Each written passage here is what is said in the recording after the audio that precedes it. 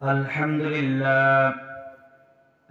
لله كفى وسلام على عباده الذين اصطفى عما بعد فأعوذ بالله من الشيطان الرجيم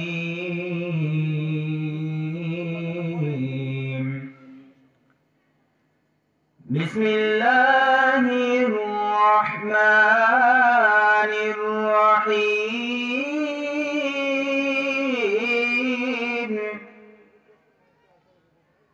فمن كان يرجو لقاء ربه فليعمل عملا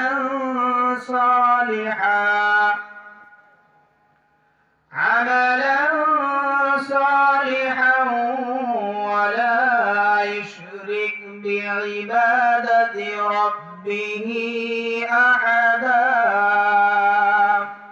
المسلم من سلم المسلمون من لسانه ويده صدق الله العظيم. الحمد لله আল্লাহ পাক রব্বুল আলামিনের দরবারে অসংখ্য অজস্র শুকর ও সুজুদ জ্ঞাপন করি যেই মহান রব, যেই মহান সত্তা, যেই মহান মালিক আমাদেরকে অত্যন্ত দয়া করে, মায়া করে, মহাব্বত করে, ভালোবেসে আল্লাহ পাক রব্বুল আলামিন আমাদেরকে জান্নাতের এই বাগিচায় আসবার, বসবার, কিছু কথা বলার, কিছু কথা শোনার যে মালিক, যে রব সুযোগ ও সময় করে দিলেন, এজন্য আসুন আল্লাহকে রাজি ও খুশি করার লক্ষ্যে অন্তরে অন্তঃস্থল থেকে একবার কালিমাতুশ শুকর আদায় করি। সকলেই সুউচ্চ স্বরে বলি আলহামদুলিল্লাহ। দরুদ ও সালাম সাইয়্যিদুল মুরসালিন, ইমামুল মুরসালিন, খাতামুন নবিয়্যিন, রাহমাতুল লিল আলামিন, যেই নবী দুনিয়াতে এসেছেন উম্মতের গুনাহ মাফের জন্য, আল্লাহ পাক রব্বুল আলামিনের দরবারে কেঁদেছেন, এখনো শুয়ে শুয়ে মদিনায় কাঁদতেছেন, সেই মায়ার নবী, দয়ার নবী জনাবে মুহাম্মদুর রাসূলুল্লাহ। সকলেই বলি সাল্লাল্লাহু আলাইহি ওয়াসাল্লাম। আমি আপনাদের মাঝে খুতবা শুরুতে একখানা আয়াত তেলাওয়াত করেছি। আল্লাহ পাক রব্বুল আলামিন বলেন, فمن كان يرجو لقاء ربه। পৃথিবীর মানুষ, তোমরা যদি আমি রবের সাক্ষাৎ পেতে চাও, যারা আমি রবের সাক্ষাৎ পেতে চাই, আমি রবের দিদার পেতে চাই, বলেন তো দেখি আমরা আল্লাহর সাক্ষাৎ পেতে চাই কি চাই না? আল্লাহ পাক রব্বুল আলামিন বলেন, ফালইয়ামাল আমালান সালিহা। হে রাসূল, আপনি আপনার উম্মতদেরকে বলে দেন, যারা আমি আল্লাহর সাক্ষাৎ পেতে চাই, আমি রবের দিদার পেতে চাই, তারা যেন বেশি বেশি করে নেক আমল করে। আর এই নেক আমল করার ক্ষেত্রে ওয়ালা ইউশরিকু বিইবাদাতি রাব্বিহি আহাদা। রব্বুল আলামিন কুরআনুল কারীমের সূরা কাহফ 16 নম্বর পারা 4 নম্বর পৃষ্ঠার প্রথম নম্বর লাইনের সূরাতুল কাহফের 110 নম্বর আয়াতের শেষের অংশে রব্বুল আলামিন বলেন, ফামান কানা ইয়ারজু লিকাআ রাব্বিহি, যারা আমি রবের সাক্ষাৎ পেতে চাই, আমি রবের দিদার পেতে চাই, আমি আল্লাহর সাক্ষাৎ পেয়ে নিজেকে ধন্য করতে চাই, ফালইয়ামাল আমালান সালিহা, তারা যেন বেশি বেশি করে নেক আমল করে, বেশি বেশি করে যেন ভালো কাজ করে, ওয়ালা ইউশরিক বিইবাদাতি রাব্বিহি আহাদা, এই ইবাদতগুলির ক্ষেত্রে, নেক আমলগুলির ক্ষেত্রে তারা যেন আল্লাহর সঙ্গে শিরক না করে, অংশীদার স্থাপন না করে, আল্লাহকে রাজি করার জন্য, আল্লাহকে খুশি করার জন্য, আল্লাহর দিদার পাওয়ার জন্য যারা নেক আমল করবে, আল্লাহ পাক রব্বুল রব্বুল আলামিন বলেন কিয়ামতের দিন ওই ব্যক্তিগুলি আমি আল্লাহর সাক্ষাৎ পেয়ে যাবে, বলি সুবহানাল্লাহ।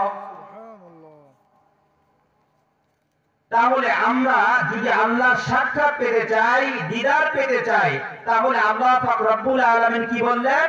দুইটি কথা বললেন। এক নম্বর নেক আমল করতে হবে, দ্বিতীয় নম্বর এই নেক আমলগুলি করতে হবে শুধুমাত্র কেবলমাত্র একমাত্র আল্লাহর জন্য। কারোর সঙ্গে এই নেক আমলের ক্ষেত্রে অংশীদার স্থাপন করা যাবে না, শিরক করা যাবে না। আল্লাহ পাক রব্বুল আলামিন এই কথাটিকে আরো স্পষ্ট করেছেন কুরআনুল কারীমের সূরা আনআম 8 নম্বর পারা 9 নম্বর পৃষ্ঠার 9 নম্বর লাইনে সূরা আনআমের 162 নম্বর আয়াতের মধ্যে আল্লাহ পাক রব্বুল আলামিন বলেন, কুল ইন্না সালাতি ওয়া নুসুকি ওয়া মাহইয়ায়া ওয়া মামাতি ওয়া মাহইয়ায়া ওয়া মামাতি লিল্লাহি রাব্বিল আলামিন।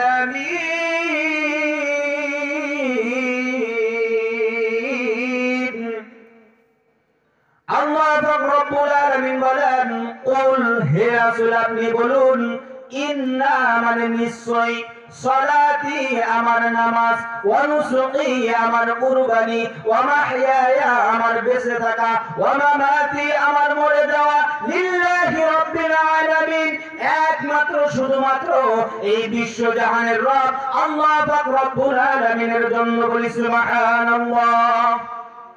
বলেন তো দেখি, জান আমাদেরকে কে দান করেছেন? আল্লাহ তাআলা দিয়েছেন। এই জীবন আল্লাহ তাআলা দিয়েছেন।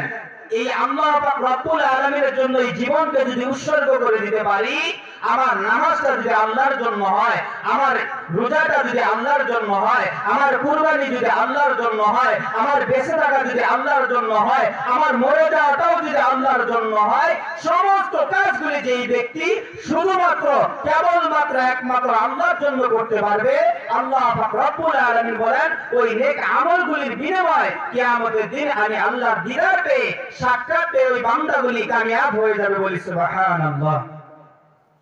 এবার আসুন দেখি যে নেক আমল কি। আল্লাহ পাক রব্বুল আলামিন এই পৃথিবীতে মানুষ কেন সৃষ্টি করেছেন? আল্লাহ পাক রব্বুল আলামিন কুরআনুল কারীমের 29 নম্বর পারার 1 নম্বর পৃষ্ঠার 2 নম্বর লাইনের সূরাতুল মুলকের 2 নম্বর আয়াতের মধ্যে আল্লাহ পাক রব্বুল আলামিন বলেন, আল্লাযী খালাকাল মাউতা ওয়াল হায়াতা লিয়াবলুয়াকুম আইয়ুকুম আহসানু আমালা।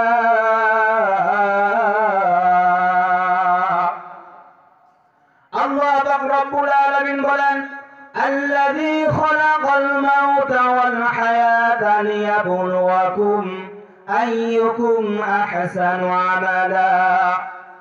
ও পৃথিবীর মানুষ, আল্লাহ রাসূলকে যদি প্রশ্ন করেন সাহাবারা, ইয়া রাসূলুল্লাহ ইয়া হাবিবাল্লাহ, আল্লাহ পাক রব্বুল আলামিন এই দুনিয়াতে আমাদেরকে পাঠাইলেন, এই দুনিয়া থেকে নির্দিষ্ট হায়াতের জিন্দেগি শেষ হয়ে যাবে যখন, এই দুনিয়া থেকে আল্লাহর হুকুমে বিদায় নিয়ে চলে যেতে হবে তখন, আল্লাহ পাক রব্বুল আলামিন আমাদেরকে কেন সৃষ্টি করেছেন, কি উদ্দেশ্যে সৃষ্টি করেছেন? এবার আল্লাহ পাক রব্বুল আলামিন বলেন, লিয়াবলুয়াকুম অবশ্যই আমি আল্লাহ তোমাদেরকে পরীক্ষা করব, আইয়ুকুম আহসানু আমালা তোমাদের মধ্যে থেকে কোন ব্যক্তি বেশি বেশি নেক আমল করে, বেশি বেশি করে একমাত্র শুধুমাত্র নেক আমল করে, ভালো কাজ করে, কে কতটুকু ভালো কাজ করে, কতটুকু মন্দ কাজ করে, কতটুকু আল্লাহর রাজি করানোর জন্য নেক আমল করে, কতটুকু শয়তানের ওয়াসওয়াসায় পড়ে গুনাহের কাজ করে, এটাকেই পরীক্ষা করার জন্য আল্লাহ পাক রব্বুল আলামিন হায়াতে জিন্দেগি এবং মৃত্যুর জন্য আল্লাহ পাক রব্বুল আলামিন এই পৃথিবীতে মানুষ সৃষ্টি করেছেন, বলি সুবহানাল্লাহ। তাহলে এখান থেকে একটা জিনিস আমরা স্পষ্ট বুঝতে পারলাম, আমরা যদি রবের দিদার পেতে চাই তাহলে নেক আমল করতে হবে। আর এই নেক আমলগুলো কিভাবে করব? আল্লাহ পাক রব্বুল আলামিন সূরা আনাম কুরআনুল কারীমের 6 নম্বর সূরার 8 নম্বর পারা 9 নম্বর পৃষ্ঠার 9 নম্বর লাইনের 162 নম্বর আয়াতের মধ্যে আল্লাহ তাআলা বলে দিয়েছেন, আমার জীবন, আমার মরণ, আমার নামাজ, আমার কুরবানি, আমার বেঁচে থাকা, আমার মরে যাওয়া সবকিছু একমাত্র শুধুমাত্র কার জন্য হবে? আল্লাহর জন্য।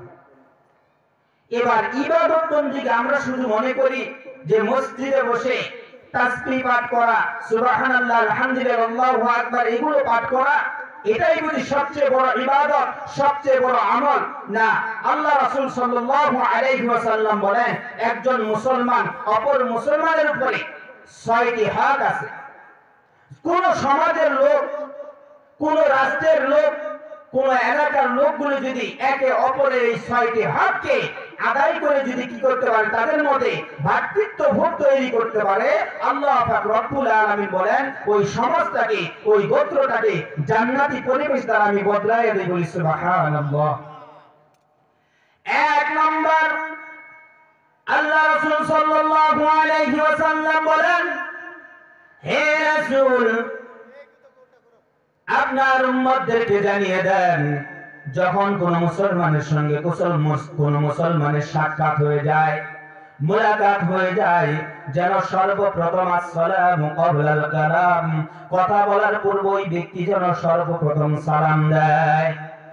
আল্লাহ রাসূল সাল্লাল্লাহু আলাইহি ওয়াসাল্লাম বলেন, যেই ব্যক্তি দৈনিক 20 জন ব্যক্তিকে সালাম দিতে পারবে, 20টি সালাম দিতে পারবে, আল্লাহ পাক রব্বুল আলামিন ওই ব্যক্তি যদি সেই দিন ইন্তেকাল করে মারা যায়, আল্লাহ তাআলা তাকে শহীদ মর্যাদা দান করবেন। বলি সুবহানাল্লাহ। আল্লাহ রাসূল সাল্লাল্লাহু আলাইহি ওয়াসাল্লাম বলেন, তোমার মধ্যে কোন ব্যক্তির মধ্যে যদি শত্রুতা থাকে, বেশি বেশি করে সালাম দাও।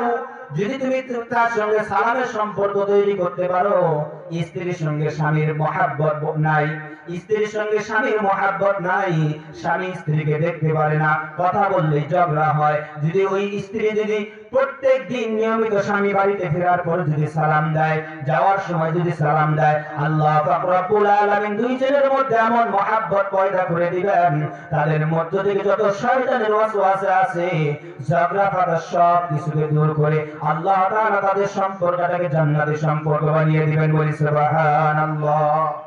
আজকে বলেন তো দেখি, আমাদের মধ্যে এই সালামের প্রচলন কি আছে? আজকে এই সালাম থেকে আমরা দূরে সরে গিয়েছি। সালাম দিতে, বাবা সন্তানকে সালাম দিতে লজ্জা পায়। আমি আল্লাহর কসম করে বলি, যেই সন্তান বাবাকে সালাম দিতে লজ্জা পায়, এটা সন্তানের দোষ নয়, ওই বাবার দোষ।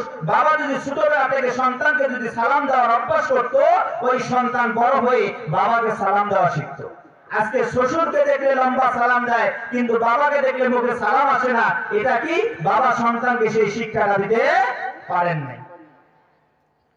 দ্বিতীয় নম্বর, আল্লাহ রাসূল সাল্লাল্লাহু আলাইহি ওয়াসাল্লাম বলেন, তোমার সঙ্গে যদি কোনো মুসলমান বিপদের মধ্যে পড়ে যায়, আর তোমার যদি শক্তি থাকে, সামর্থ্য থাকে, ওই ব্যক্তিকে যদি তোমার শক্তি দ্বারা, সামর্থ্য দ্বারা, তোমার টাকা পয়সা দ্বারা, অর্থ দ্বারা, যেভাবে হোক না কেন, ওই ব্যক্তিকে যদি তুমি সাহায্য করতে পারো, সহযোগিতা করতে পারো, আমি রব্বুল আলামিন বলে দিলাম, হে রাসূল, আপনার উম্মতদেরকে বলে দেন, একাধারে 10 বছর মসজিদে বসে ইতিকাফ করলে যত নেকি হয়, একজন মুসলমানের ছোট্ট একটি ইকরাম যদি করতে পারে, তার কথার দ্বারা যদি একটা উপকার করতে পারে, তার একটা কাজকে যদি সম্পূর্ণ করে দিতে পারে, আমি রব্বুল আলামিন তার আমলনামায় 10 বছর মসজিদে বসে ইতিকাফ করার নেকি দান করে দেব। বলি সুবহানাল্লাহ।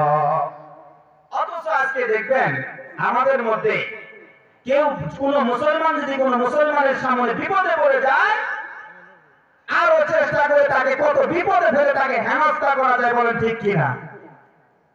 কোন মুসলমানের চরিত্র তো এটা হতে পারে না যে একজন মুসলমান বিপদের সম্মুখীন হয়, অপর মুসলমান দূর থেকে দেখে হাসে। আল্লাহর কসম করে বলি, তুমি যদি, তোমার ভিতরে যদি ঈমানি তাকওয়া থাকে, তোমার ভিতরে যদি ঈমানি জজবা থাকে, ঈমানি যদি মহব্বত থাকে, কোন মুসলমানের বিপদে তুমি হাসতে পারো না, তোমার হাত এগিয়ে যাবে, তোমার শক্তি এগিয়ে যাবে তাকে সাহায্য করার জন্য। বলেন ঠিক কিনা? আল্লাহ রাসূল সাল্লাল্লাহু আলাইহি ওয়াসাল্লাম দুনিয়া থেকে বিদায় নিয়ে চলে গেলেন। হযরত আবু বকর রাদিয়াল্লাহু তাআলা আনহু দুনিয়া থেকে বিদায় নিয়ে চলে গেলেন। হযরত উমর রাদিয়াল্লাহু তাআলা আনহু প্রেসিডেন্ট হলেন। ওমর রাদিয়াল্লাহু তাআলা আনহুর দরবারে দুই যুবক একজন ব্যক্তিকে ধরে নিয়ে আসলেন। হে অর্ধজাহানের খলিফা হযরত উমর, আপনার কাছে একটা বিচারের ফয়সালার জন্য এসেছি। উমর রাদিয়াল্লাহু তাআলা আনহু বললেন, তুমি কি বিচারের জন্য এসেছো? বলে এই লোকটি আমার বাবাকে অন্যায়ভাবে হত্যা করেছে, আপনার কাছে বিচার চাই। হযরত ওমর রাদিয়াল্লাহু তাআলা আনহু বললেন, ও আগন্তক, ও অচেনা আগন্তক, তুমি কি ওই যুবক দুইটির বাবাকে হত্যা করেছো কিনা? এবার ওই ব্যক্তি বলতেছে, হে হযরত ওমর, আমি হত্যা করেছি ঠিক, কিন্তু ইচ্ছা করে হত্যা করি নাই, ভুলবশত হত্যা হয়ে গিয়েছে। এবার হযরত ওমর রাদিয়াল্লাহু তাআলা বলতেছেন, ইচ্ছা করেও যদি হত্যা করে থাকো হত্যা করেছো, ভুলেও যদি হত্যা করে থাকো হত্যা করেছো, হত্যার বিচার হলো তাকে হত্যা করে দুনিয়া থেকে বিদায় করে দেওয়া। এবার তোমাকে তারা দুই ভাই সঠিক বিচার চেয়েছে, আমি কুরআন দিয়ে বিচার করতে চাই, তোমাকে দুনিয়া থেকে ফাঁসি দিয়ে হত্যার বিচার করতে চাই। এবার ওই যুবকটি চোখের পানি ছেড়ে দিয়ে বলতেছেন, হে আমিরুল মুমিনিন হযরত ওমর, আপনার কাছে একটা আমি আমাকে শাস্তি, যেই শাস্তি দিবেন সেই শাস্তি মাথা পেতে নিব, কিন্তু আমিরুল মুমিনিন আপনার কাছে একটা আরজি করতে চাই। আমার বাবা দুনিয়াতে নাই, আমার একজন ছোট্ট ভাই আছে। আমি এরকম করে কি করেছি, আমি বাণিজ্যের জন্য সফরে এসেছি, এবার ভুলবশত হত্যা করে ফেলেছে। আমাকে যেহেতু ফাঁসি দিবেন, 3টা দিন আমাকে সময় দেন, আমি বাড়িতে যাব, আমার ভাইয়ের কিছু আমানত আছে, আমি আমানতটাকে তাকে ফিরিয়ে দিয়ে আসবো, তারপর আমাকে যেই শাস্তি দিবেন সেই শাস্তি আমি মাথা পেতে নেব। এবার হযরত ওমর রাদিয়াল্লাহু তাআলা বললেন, তোমাকে 3 দিনের জন্য ছুটি দিতে পারি, তোমার ফাঁসিকে আটকিয়ে দিতে পারি, তুমি যদি তোমার বদলে একজনকে জামিন রেখে যেতে পারো। এবার হযরত ওমর রাদিয়াল্লাহু তাআলা বলতেছে, আমি তো এই জায়গার মুসাফির কাউকে চিনি না, কে আমার জন্য জামিন হবে? এবার ওই ব্যক্তিটি চারদিকে তাকিয়ে আছে, দেখতেছে, সমস্ত মানুষের দিকে তাকিয়ে দেখতেছে, কেউ তো তার জামিন হতে চায় না। জামিন হওয়া মানে ওই ব্যক্তি যদি ফিরে না আসে আমাকে ফাঁসি দেওয়া হবে। এবার দেখতেছে যে মজলিসে এত মানুষ, কেউ তো কি আমার তো জামিন হবে না, নিজের জীবন কে দিতে চায়? আগন্তুক ব্যক্তি যদি পালিয়ে যায়, যদি ফিরে না আসে। এবার হঠাৎ করে পিছন থেকে একটা হাত উঠাইলো, আমিরুল মুমিনিন, ওই মুসাফিরকে আপনি ছেড়ে দেন, ওই মুসাফিরের জামিন আমি হব। হযরত ওমর রাদিয়াল্লাহু তাআলা ছেড়ে দিলেন, ওই ব্যক্তি চলে গেল। 1 দিন 2 দিন 3 দিন অতিবাহিত হয়ে যায়। এবার সন্ধ্যা হয়ে যাওয়ার পর বিচার কার্য করা হবে। বলা হইতেছে, যেই ব্যক্তিকে ফাঁসির রায় দেওয়া হয়েছিল, আগন্তুক মুসাফির ব্যক্তি, ওই ব্যক্তি নিজের জীবন বাঁচানোর জন্য মিথ্যা কথা বলে চলে গিয়েছে। ওই ব্যক্তি তো আর ফিরে আসবে না। কেউ কি ফিরে আসে? নিজে ফাঁসির কাছে ঝুলার জন্য কেউ কি ফিরে আসবে? এবার মক্কায় সমস্ত মানুষ একত্রিত হয়ে গিয়েছে যে একজন মুসাফিরের আজকে এই ব্যক্তি জামিনদার হলো, সেই ব্যক্তি তো আর খবর নাই, কিছুক্ষণ পর দিন শেষ হয়ে যাবে, তাকে ফাঁসির কাছে ঝুলানো হবে। সমস্ত মানুষ একত্রিত হয়ে গেছে, সূর্য ডুবা ডুবা ভাব। এমন সময় দেখতেছে পূর্ব দিগন্ত থেকে ওই বালকটি দৌড়ায় আসতেছে। দৌড়ায় ফিরে আসলো যখন, সমস্ত মানুষ আশ্চর্য হয়ে গেল, হে আগন্তুক মুসাফির, আপনাকে তো পাহারা দেওয়ার জন্য কোনো পুলিশ নিযুক্ত করা হয় নাই, আপনি এখানে আসলেই জানেন আপনার ফাঁসি দেওয়া হবে, আপনি কেন ফিরে আসলেন? কোন জিনিসটা আপনাকে ফিরে নিয়ে আসলো? এবার ওই ব্যক্তি ডেকে বলতেছে, আমিরুল মুমিনিন, আমি একজন মুসলমান, এখানে অনেক কাফেরের সামনে আমি কথা দিয়েছিলাম, 3 দিন পর আমার ভাইয়ের আমানত ফিরিয়ে দিয়ে আমি ফিরে আসবো, আর এতগুলো মানুষের সামনে মুসলমান হয়ে কথা দিয়েছি, আর আমি যদি ফিরে না আসি, কাফের মুশরিক বেদুইনরা বলবে মুসলমান মিথ্যা কথা বলে, মুসলমানের কথার জবানের দাম নাই, এই কথা বলে মুসলমান ধর্মের উপরে তারা কালিমা, এরকম কালিমা লেপন করবে। আমিরুল মুমিনিন, আমি জীবন দেওয়ার জন্য প্রস্তুত আছি, আপনি সাক্ষী থাকেন, একটা মিথ্যা কথা বলে মুসলমানের বদনাম করার জন্য আমি রাজি নাই। বলি সুবহানাল্লাহ। তাদের চরিত্র কেমন ছিল? নিজের জীবনকে বিলিয়ে দিয়ে তবু তাদের জবান দ্বারা একটা মিথ্যা কথা বলতেন না। আর আজকে আমরা হাসি ঠাট্টা তামাশার সম্মুখীন হয়ে নিজের জবানটা আল্লাহ আমাদেরকে দিয়েছেন, এই জবান দ্বারা মিথ্যা কথা, গীবত করা, শিকায়ত করা, পরনিন্দা করা, চুগলখড়ি করা, এগুলো দ্বারা জবানটাকে আমরা নাপাক বানিয়ে ফেলেছি। বলেন ঠিক কিনা? এবার আমিরুল মুমিনিন হযরত ওমর আশ্চর্য হয়ে গেলেন। আবু যর গিফারি, যেই ব্যক্তিটি জামিনদার হয়েছিল তার নাম ছিল আবু যর গিফারি। এবার আমিরুল মুমিনিন বলতেছেন, এতগুলো মানুষ ছিল, তুমি কেন আবু যর গিফারি তার জামিনদার হয়ে? তুমি তো তাকে চিনাও না। এবার আবু যর গিফারি বলতেছেন, আমি আল্লাহ রাসূলের হাদিসের মধ্যে শুনেছি, কোন মুসলমান যদি বিপদে পড়ে সাহায্যের জন্য হাত বাড়িয়ে দেয়, তোমার যদি সামর্থ্য থাকে তাকে সাহায্য করো। আমি আবু যরের জীবন দিতে পারি, কিন্তু আমার জীবন দিয়ে হলো কোন মুসলমানের যদি আমি সাহায্য করতে পারি, আমি আল্লাহর কাছে যে বলতে পারবো, আল্লাহ, মুসলমানের সাহায্য করতে গিয়ে নিজের জীবনটাকে হাসি মুখে ফাঁসির কাছে ঝুলিয়ে দিয়েছি। আমি আবু যরের কোনো এরকম আফসোস থাকবে না, আমি আবু যরের কোনো আফসোস থাকবে না। মুসলমানের সাহায্যের জন্য আল্লাহ রাসূলের হাদিস তুলে আমি কি করেছি, আমি আবু যর মুসলমানের একজন মুসলমানকে সাহায্য করার জন্য তার জামিনদার হয়ে গিয়েছে। বলি সুবহানাল্লাহ। তারা নিজের জীবনটাকে বিলিয়ে দিয়ে হলেও একজন মুসলমানের বিপদে সাহায্য করার জন্য চেষ্টা করত। আর আজকে আমরা মুসলমান বলে নিজেকে দাবি করি, অথচ আমাদের স্বভাব কি হয়েছে? কোন মুসলমানের সাহায্য করা তো দূরের কথা, যত পারি তাকে বিপদে ফেলে তাকে বিপদগ্রস্ত অবস্থায় দেখে দূর থেকে হাসে। এরকম কিছু মুসলমান আমাদের সমাজে আছে না নাই? এরা নামদারি মুসলমান, এরা কোন প্রকৃত মুসলমান হতে পারে না। এবার ওই যুবক দুইটি বলতেছে, আমিরুল মুমিনিন, যেই মুসলমান একটা মিথ্যা কথা বলবে না, এজন্য নিজের জীবনকে বিলিয়ে দিতে পারে, একজন আবু যর গিফারি মুসলমানের সাহায্যের জন্য তার জীবনকে উৎসর্গ করে দিতে পারে। আমরা দুই ভাই বলে দিলাম, এই ব্যক্তি আমার বাবাকে ইচ্ছা করে হত্যা করে নাই, উটের গায়ে পাথর মারতে গিয়েছিল, ওই সময় আমার বাবার মাথায় পাথর লেগে আমার বাবা দুনিয়া থেকে বিদায় নিয়ে চলে গেছে।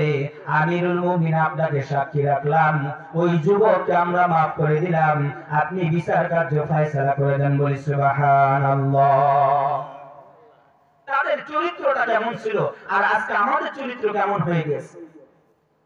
আমি বলতেছিলাম, আল্লাহ তাআলা এই দুনিয়াতে আমাদেরকে নেক আমল করার জন্য পাঠিয়েছেন। নেক আমল কি? এই দুনিয়া থেকে বিদায় নিব যখন, আল্লাহর সামনে দাঁড়িয়ে যাব তখন। আজকে এত মানুষকে বন্ধু মনে করতেছি, এত বন্ধু, স্ত্রীর মায়া, সন্তানের মায়া, বেঁচে আছি যতক্ষণ, বন্ধু আছে ততক্ষণ, মরে যাব যখন, সকলেই পর হয়ে যাবে তখন। বলেন ঠিক কিনা? আল্লাহ পাক রব্বুল আলামিন কুরআনুল কারীমের 3 নম্বর সূরা, সূরা আলে ইমরান 4 নম্বর পারা 13 নম্বর পৃষ্ঠার 9 নম্বর লাইনের সূরা আলে ইমরানের 185 নম্বর আয়াতের মধ্যে আল্লাহ পাক রব্বুল আলামিন বলেন, কুল্লু নাফসিন যায়িকাতুল মাউত ওয়া ইন্নামা তুওয়াফাউনা উজুরাকুম ইয়াওমাল কিয়ামা ফামান যুহজিহা আনিন নারি ওয়া উদখিলাল জান্নাতা ফাকাদ ফাজ ওয়া মাল হায়াতুদ দুনিয়া ইল্লা মাতাউল গুরুর।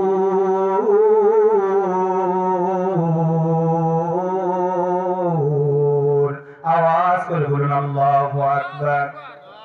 আল্লাহ পাক রব্বুল আলামিন বলেন, কুল্লু নাফসিন যায়িকাতুল মাউত। ও পৃথিবীর মানুষ, তোমরা শুনে রাখো, এই দুনিয়াতে আমি আল্লাহ তোমাদেরকে জান দিয়ে পাঠিয়েছি, একদিন তোমাদেরকে মৃত্যুর স্বাদ গ্রহণ